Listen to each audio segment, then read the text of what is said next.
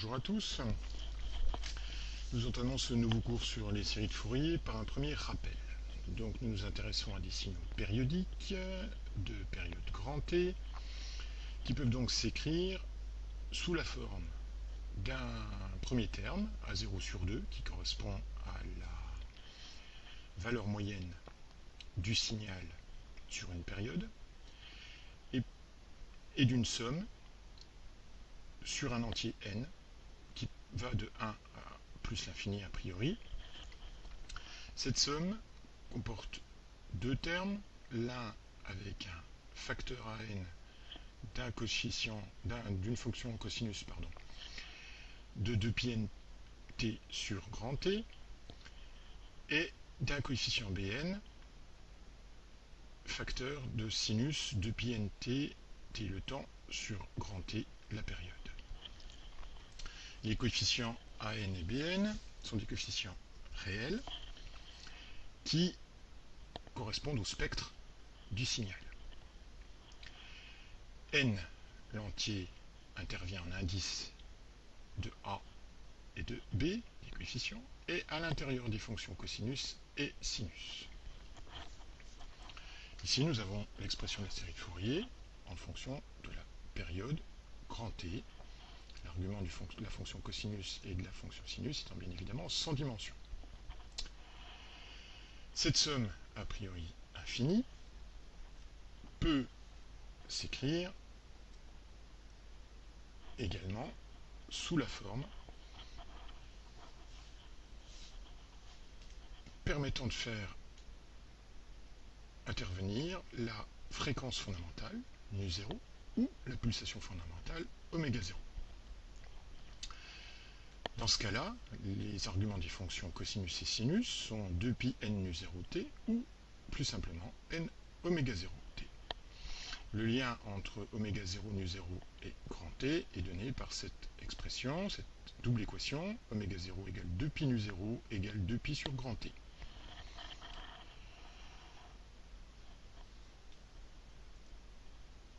Les coefficients an et bn, si on connaît la définition analytique du signal S de t, s'écrivent sous la forme d'intégrales.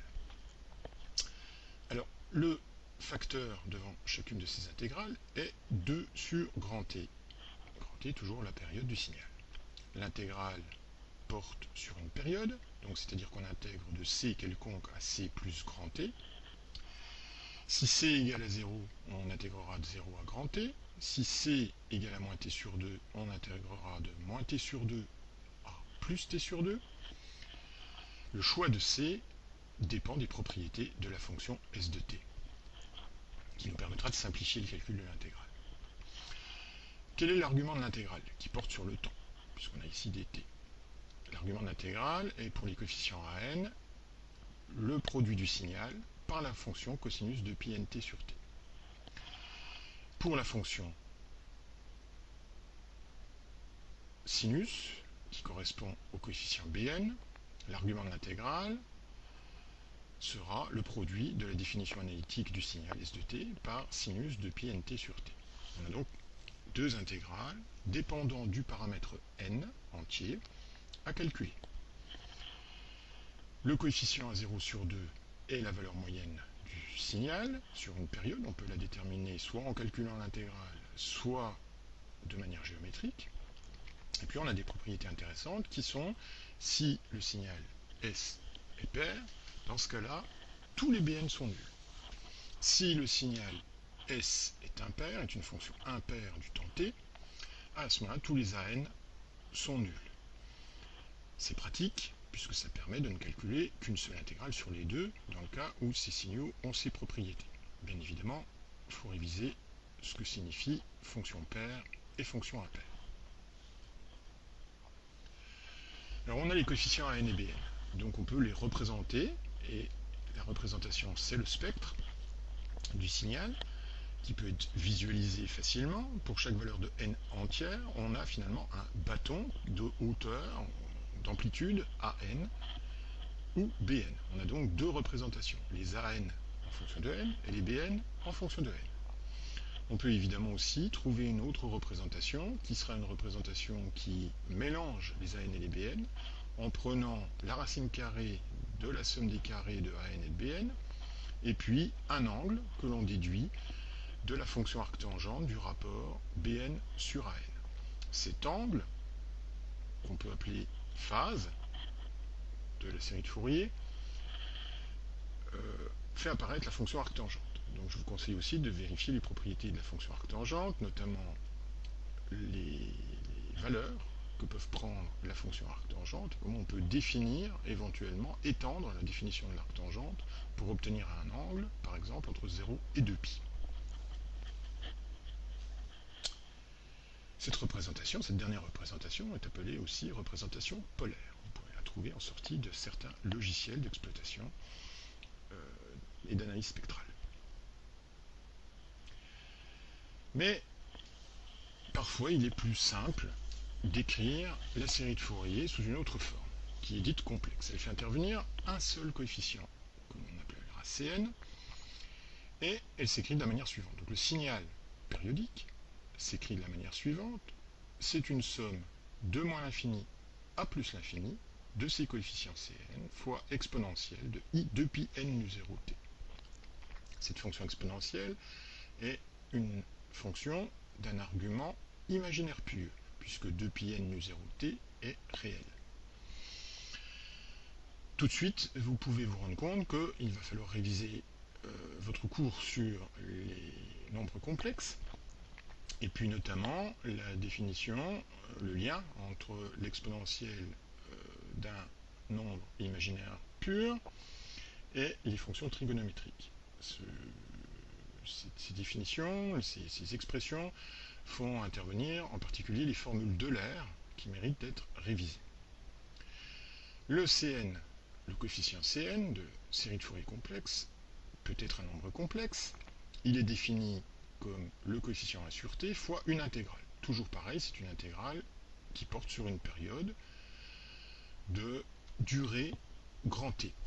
On peut prendre c égale à 0 ou c quelconque pour calculer la série de Fourier, le coefficient de la série de Fourier.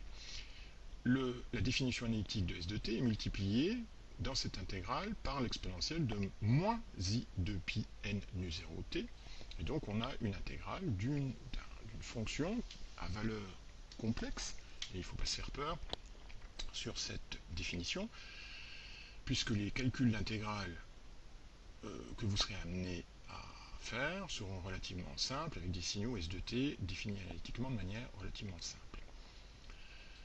Bien évidemment, puisque vous avez deux définitions, la définition complexe et la définition réelle de la série de Fourier, ou série de Fourier complexe et série de Fourier réelle, eh bien il y a un lien entre les Cn et les An et les Bn. Donc vous pouvez faire l'exercice suivant qui consiste en fait à essayer de calculer, grâce aux formules d'Euler, le lien entre les coefficients Cn et les coefficients An et Bn. C'est un exercice calculatoire qui peut vous paraître compliqué, mais qui vous permet en fait de bien comprendre l'utilisation des nombres complexes dans ce type de calcul.